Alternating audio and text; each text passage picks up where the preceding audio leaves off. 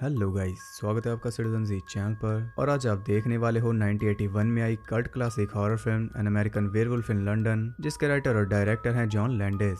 इसे best werewolf movie कहा जाता है क्योंकि इसमें सिनेमा का one of the best transformation scene है, जो कि आप देखकर हैरान हो जाओगे क्योंकि इसमें कोई सीजीआई नहीं है। वो सीन पॉसिबल किया मेकअप आर्टिस्ट रिक बेकर ने, जो कि 7 बार ऑस्कर जीत चुके हैं बेस्ट मेकअप के लिए। आज हम फैक्ट्स के साथ जानेंगे कि ये मूवी इतनी खास क्यों है। तो ज़्यादा देर ना करते हुए जल्दी से स्टोरी स्टार्ट करते हैं।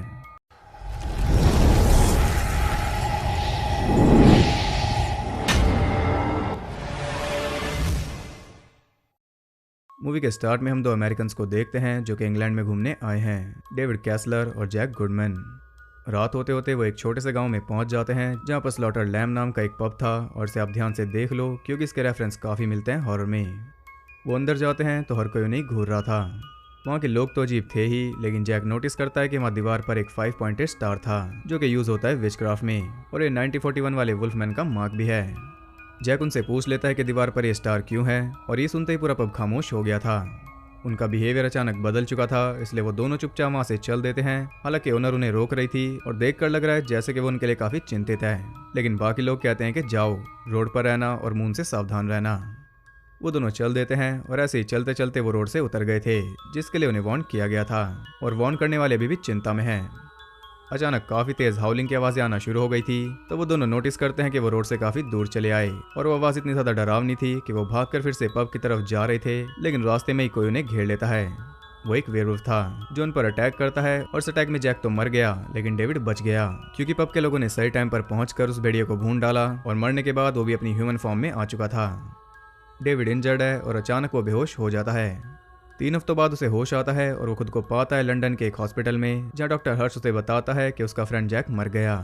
डॉक्टर कहता है कि एक भागे हुए पागल ने तुम पर अटैक किया था, और इसका रेफरेंस आपने डॉग सोल्जर्स में भी देखा था। डेविड कहता है कि वो कोई पागल नहीं बल्कि एक जानवर था, एक भेड़िया। पुलिस को भी उसने यही बताया, लेकिन पुलिस वाले कहते हैं कि वो एक पागल था, हमारे पास उसकी ऑटोप्सी रिपोर्ट है, उसे पुलिस ने गोली मारी और इसके 2 विटनेस भी हैं। यानी कि इस पूरे इंसिडेंट को दबाया जा रहा है जैसे कि वो गांव वाले दबा रहे थे। अब डेविड को काफ़ी अजीब सपने भी आने लगे थे, जिनमें वो जंगल में शिकार करता हुआ घूमता है।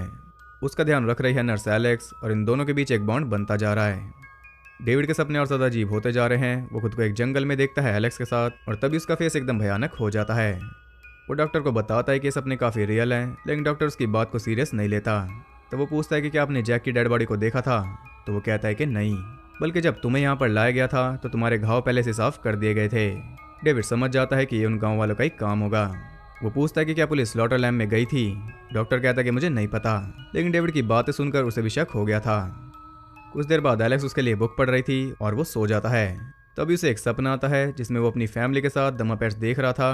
तभी उसके घर में कुछ नाजी वेयरवुल्फ सोल्जर आते हैं जो उन सबको गोलियों से भूनकर घर को जला देते हैं, और आखिर में डेविड को भी मार देते हैं। इस हद तक उसके सपने अजीब हो गए थे। जागने पर वो ये बात एलेक्स को बताता है तो वो पर्दे खोलने जाती है, तभी एक नाजी उसे भी मार देता है, और अब जाकर वो सच में जागा। वो सपने में ही सपना देख रहा था। खैर, जब वो सुबह ब्रेकफास्ट कर रहा था तब उसके पास आता है जैक, जिसे भेड़िए ने चीर फाड़ रखा था। वो अनडेड है, यानी कि मर तो वो गया, लेकिन अभी वो इस दुनिया में फंसा है क्योंकि उसे मारा था एक वेयरवुल्फ ने। यही बात वो डेविड को बताता है और कहता है कि ये कर्स है और ये तब तक खत्म नहीं होगा जब तक आखिरी वेयरवुल्फ मर नहीं जाता, और वो आखिरी वेयरवुल्फ है डेविड। उस अटैक के बाद वो भी वेयरवुल्फ बन चुका है, और फुल मून पर वो अपनी ट्रू फॉर्म लेगा। जैक कहता है कि तुम्हें खुद को मारना होगा इससे पहले कि तुम औरों को मारो। घबरा कर डेविड एलेक्स को बुलाता है और उसे बताता है कि जैक यहाँ पर आया था और उसने मुझे बताया कि 2 दिन बाद मैं एक मॉन्स्टर बन जाऊंगा। एलेक्स उसे यकीन दिलाती है कि एक बुरा सपना था, और डेविड भी मान गया। अगले दिन वो डिस्चार्ज हो गया था और उसके पास रहने की कोई जगह नहीं थी, इसलिए एलेक्स उसे ले जाती है अपने फ्लैट पर। यहाँ एक लव सीन आता है, जिसके बाद डेविड जाता है बाथरूम में और वहाँ उसे मिलता है जैक, जो कि अब और ज़्यादा सड़ चुका है। उसकी बॉडी वैसे ही सड़ रही है जैसे कि मरने के बाद सड़नी चाहिए, लेकिन वो अभी तक इस धरती पर घूम रहा है डेविड की वजह से, क्योंकि जब तक वो मरेगा नहीं कर्ज खत्म नहीं होगा। लेकिन डेविड को इस बात पर यकीन नहीं। जैक कहता है कि कल रात फुल मून है, उससे पहले तुम्हें खुद को मारना होगा। डेविड उसे पूछता है कि क्या तुम सच में हो या फिर ये भी कोई सपना है। तब जैक कहता है कि मेरा यकीन करो, तुम्हारों को मारकर उनकी हालत मेरी जैसी कर दोगे, और मुझे ये हालत पसंद नहीं आ रही, इसलिए तुम्हें अपनी जान लेनी होगी। तभी एलेक्स वहाँ पर आ जाती है और जैक चला गया था। डेविड से बताता है कि मैंने फिर से जैक को देखा और उसने कहा कि कल तुम एक मॉन्स्टर बन जाओगे, लेकिन एलेक्स कहती है कि इस पर ज़्यादा ध्यान मत दो।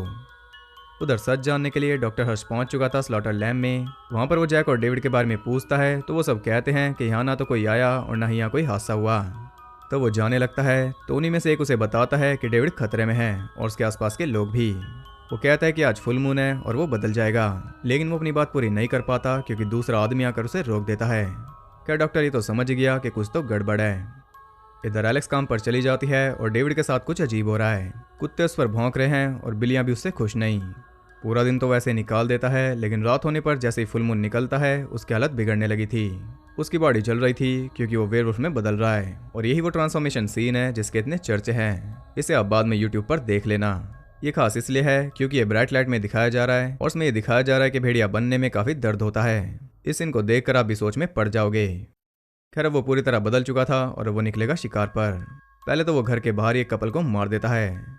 उधर डॉक्टर वापस हॉस्पिटल पहुंच चुका था और वो बात करता है एलेक्स से क्योंकि डेविड उसी के साथ रह रहा है। वो उसके घर कॉल करता है लेकिन कोई फोन नहीं उठाता। इसका मतलब कि डेविड घर पर नहीं है।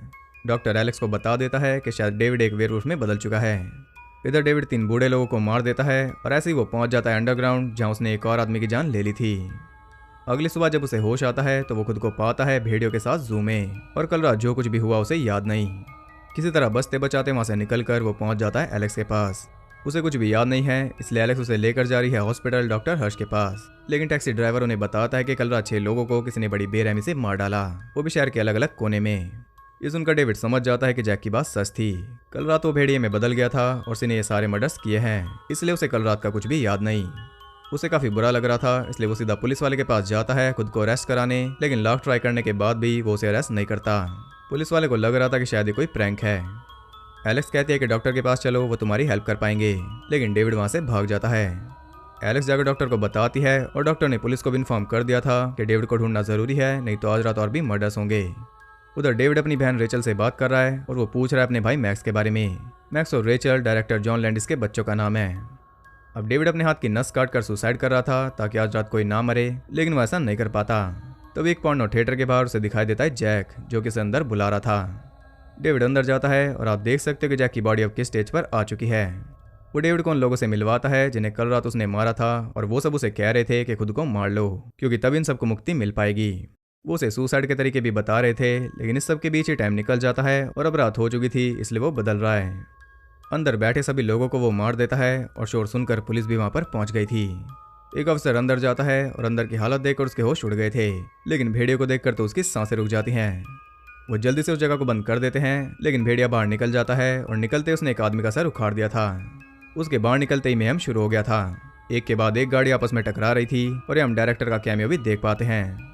जितना पॉसिबल डैमेज दिखा सकते थे वो दिखा रहे हैं। एक भेड़िया अगर लंदन में घूमेगा तो क्या होगा, टोटल केओस होगा। भेड़िया सड़कों पर घूम रहा था और पुलिस उसके पीछे थी। वो उसे गली के अंदर फंसा देते हैं और तभी वहां पर पहुंच जाती है एलेक्स। वो उसके पास जाती है और एक बार को तो डेविड ने उसे पहचान लिया था, लेकिन जैसे ही वो आगे बढ़ता है पुलिस उसे भून देती है और मरने के बाद वो भी वापस ह्यूमन फॉर्म में आ गया। उसे देखकर एलेक्स रोने लगती है और इसी के साथ ये मूवी एंड हो जाती है। तो आपने देखा कि इसमें स्पेशल इफेक्ट्स कितने बेहतरीन हैं, जबकि ये मूवी 40 साल पुरानी है। आज हमारे पास बहुत सी टेक्नोलॉजी आ गई है, लेकिन उनका यूज़ करके भी वैसा काम पॉसिबल नहीं है जैसा इस मूवी में है। आप खुद ही सोच सकते हो कि इस सब में कितनी मेहनत लगी होगी और इसी मेहनत की वजह से आज इस मूवी का ये स्टेटस है। 1981 में एक और बेहतरीन वेयरवुल्फ मूवी आई थी जिसका नाम था द हाउलिंग। इन दोनों के फैंस की आपस में काफ़ी टक्कर रहती है। कोई कहता है कि ये बेहतर है और कोई कहता है कि वो बेहतर है। तो अगर आप जानना चाहते हो कि कौन सी बेहतर है तो बता देना, उसके ऊपर भी वीडियो आ जाएगी। वैसे भी 80s इन मूवीज़ के लिए गोल्डन एरा था। जॉन ने 1969 में इसकी स्टोरी को लिखना शुरू किया था, लेकिन फिर 10 सालों तक ऐसी ही पड़ी रही। कोई भी इस पर पैसा नहीं लगा रहा था क्योंकि कॉमेडी के हिसाब से काफ़ी डरावनी है और हॉरर के हिसाब से इसमें काफ़ी ह्यूमर है। उस टाइम ये सब नया था, इसलिए मूवी नहीं बन पाई। लेकिन जब जॉन का अच्छा खासा नाम हो गया तब जाकर उन्हें प्रोड्यूसर मिले और ये मूवी बनना स्टार्ट हुई। इसे काफी अच्छा रिस्पांस मिला, हर तरह से ये सक्सेसफुल थी। इसे बेस्ट हॉरर मूवी का अवार्ड मिला और साथ ही ऑस्कर भी मिला बेस्ट मेकअप के लिए। 1997 में इसका सीक्वल भी आया, N American werewolf in Paris, जो कि कुछ खास नहीं है।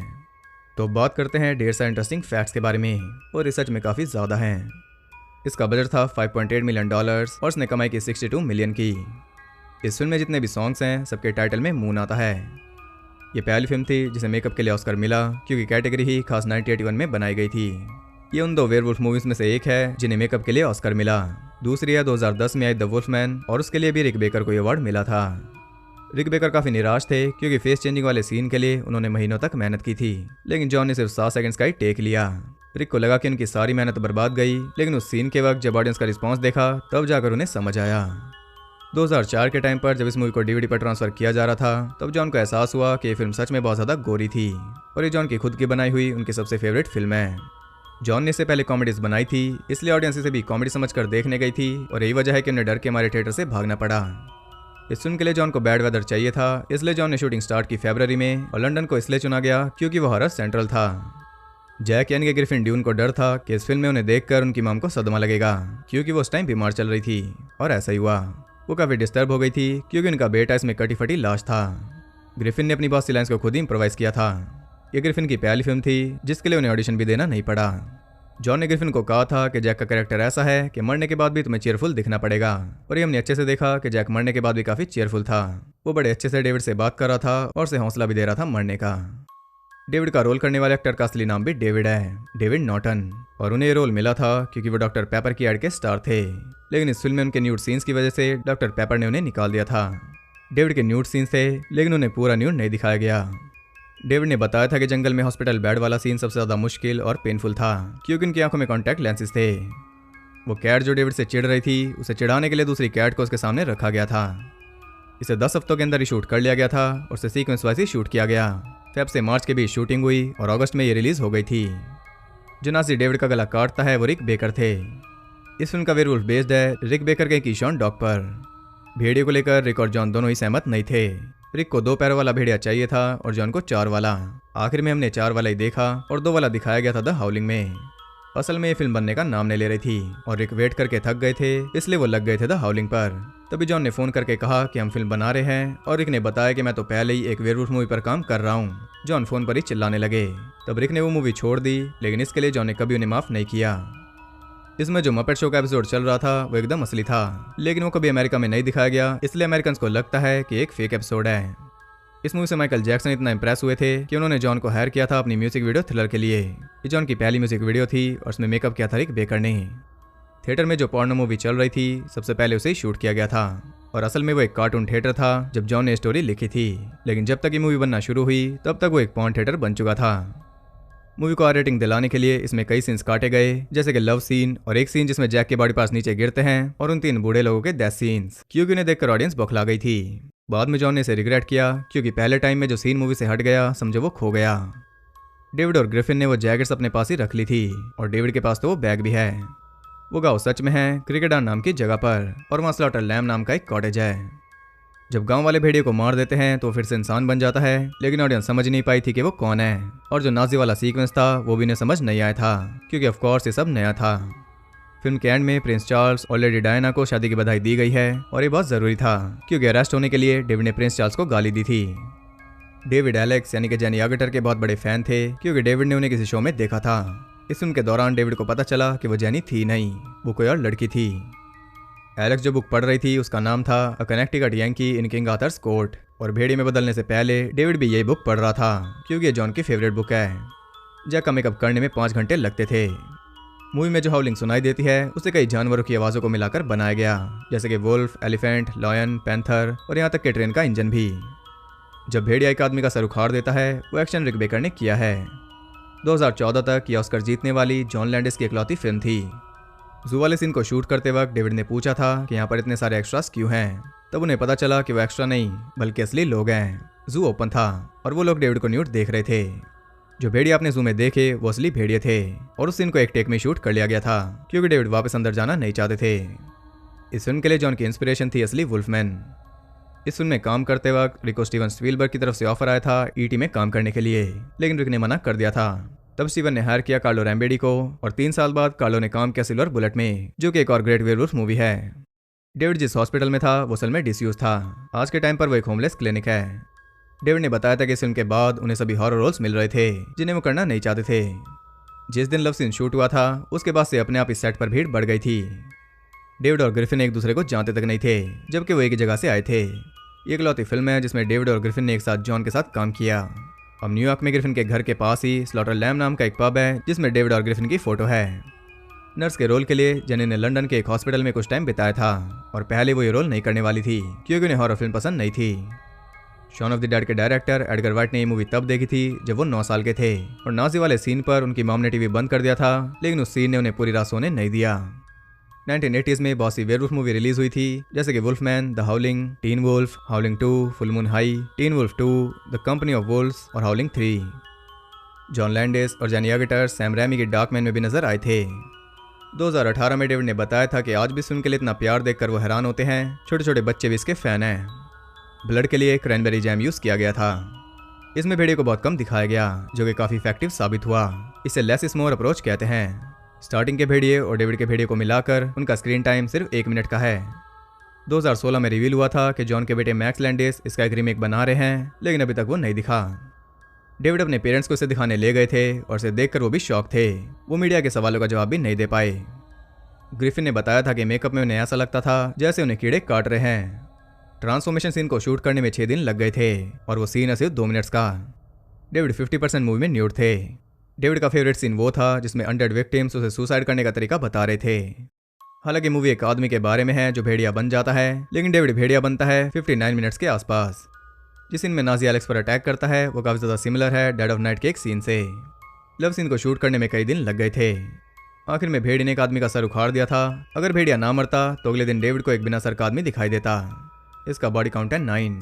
तो इधर ढेर सारे इंटरेस्टिंग फैक्ट्स। आई होप आपको पसंद आए होंगे। अगर आपको ये वीडियो और मेरा एफर्ट पसंद आए तो उसे एक लाइक जरूर करना और कमेंट करके बताओ कि आपको ये मूवी कैसी लगी। और अगर आपने वो ट्रांसफॉर्मेशन सीन देख लिया है तो उसके बारे में भी जरूर बताना, क्योंकि हैरान तो उसने आपको किया ही होगा। आगे ऐसी और भी कल्ट क्लासिक मूवीज आएंगी जिनके मैं ढेर सारे फैक्ट्स आपको बताऊंगा, तो उन्हें देखने के लिए चैनल को सब्सक्राइब करके बेल नोटिफिकेशन कॉल पर सेट कर लो, ताकि नोटिफिकेशन किसी भी हाल में आपके पास आ सके, बिल्कुल जैक की तरह। और ज़्यादा कनेक्टेड रहने के लिए मुझे इंस्टाग्राम पर फॉलो कर सकते हो, वहाँ आपको बहुत कुछ जानने के लिए मिल जाएगा। आगे आने वाली वीडियोज़ मैं वहाँ पहले अनाउंस कर देता हूँ, तो वहाँ पर भी आप ज्वाइन कर सकते हो। तो मैं मिलता हूँ आपसे अगली वीडियो में, तब तक के लिए सबको बाय।